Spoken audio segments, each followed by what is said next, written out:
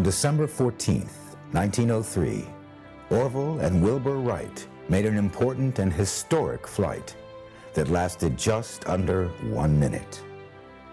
For the previous 2 years, the Wright brothers, former printers and bicycle shop owners, had undertaken experiments involving manned flight, inspired by the work of Leonardo da Vinci and others.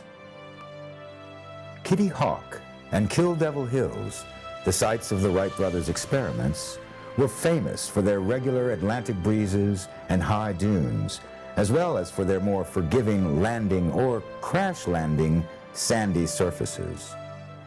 In December of 1903, after 2 years of successful glider tests, the brothers tried their hand at the next logical step in manned flight: engine-powered aviation. The historic, though brief flight was only witnessed by a handful of people, but the accomplishment was one that shaped our world and influenced new ideas of exploration, travel, and defense. As the United States began to look to the sky, the innovators and originators of the United States Air Force surely had the words of Wilbur Wright in mind. What is chiefly needed is skill rather than machinery. I am an American airman. I am a warrior. I have answered my nation's call. I am an American airman. My mission is to fly, fight, and win. I am faithful to a proud heritage, a tradition of honor, and a legacy of valor. I am an American airman, guardian of freedom and justice, my nation's sword and shield, its sentry and avenger.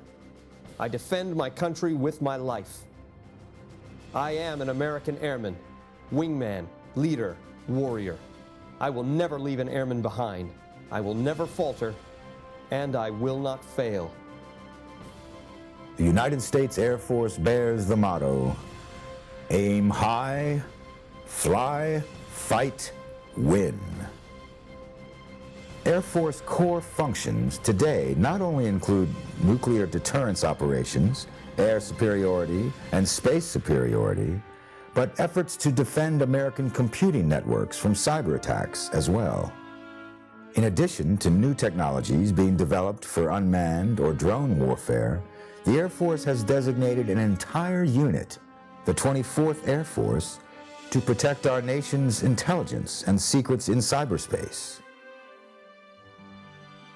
To understand the future of our Air Force, we must take a look back at its humble beginnings. As early as the American Civil War, military strategists sought new routes to reconnaissance and defense. Many of these men trained their thinking skyward. On June 11, 1861, Professor Thaddeus C. Lowe was offered an audience with Secretary of War Simon Cameron and the President, Abraham Lincoln, to demonstrate the possibilities of balloon warfare and to vie for the position of Chief Aeronaut of the Union Army. During a demonstration of his balloon, the Enterprise, 5 days later, Lowe telegraphed a message to the President via a cable run from the ground to high above Washington, D.C. The demonstration all but ensured Lowe's position as Chief Aeronaut. Lowe established the Balloon Corps and initially built 7 balloons: the Eagle, Constitution, and Washington, which were smaller and intended for one pilot in harsher or windier conditions, and the Union, Excelsior, United States, and the Intrepid, which came to be Lowe's favorite. The balloon played a key role in the Battle of Fair Oaks, with its observations of Confederate troops saving General Samuel P. Heintzelman's army from certain defeat. While observation and reconnaissance provided by Lowe's balloons presented numerous advantages over the Confederate Army, they were not without their impediments. In order for a balloon to communicate via telegraph with the ground, it had to be engaged in what was called captive flight, which meant that the craft had to be tethered to the ground, and a ground crew had to be in constant service to the balloon. Even those balloons in free flight experienced problems. In Lowe's first free flight demonstration at the Battle of First Bull Run, the wind blew him off course, and Lowe, who was a civilian without uniform, could not land amongst Union encampments without risk of being shot at.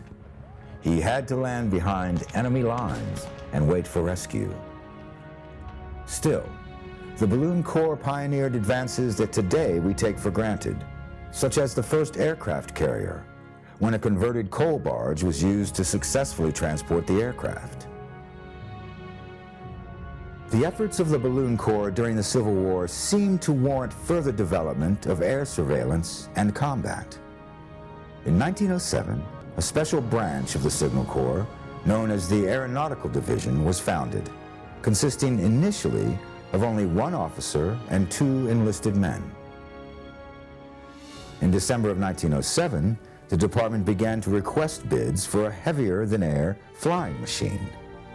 The specifications were sent to known aviation experimenters countrywide, including the Wright brothers. The role of the Aeronautical Division was largely a developmental one. The aircraft purchased, developed, and flown were not used in any official military action. It wasn't until the formation of the newly dubbed Aviation Section in 1914 and the Punitive Expedition in 1916 that the first American aircraft would see combat. Since 1910, Mexico had been embroiled in a revolution, with many of the actions and skirmishes affecting American civilians, soldiers, and property in Mexico. Disappointed when the United States officially recognized Venustiano Carranza's national government, Pancho Villa led a group of Mexican rebels in a raid on the town of Columbus, New Mexico, on March 9, 1916, burning buildings, stealing horses and munitions, and attacking the U.S. 13th Cavalry Detachment, killing 8 soldiers and 10 civilians. In response, an order from President Woodrow Wilson sent Major General John J. Pershing with an expeditionary force of 4,800 men into Mexico to capture Villa. For the first time in history, the first Aero Squadron was deployed in support of Pershing's forces.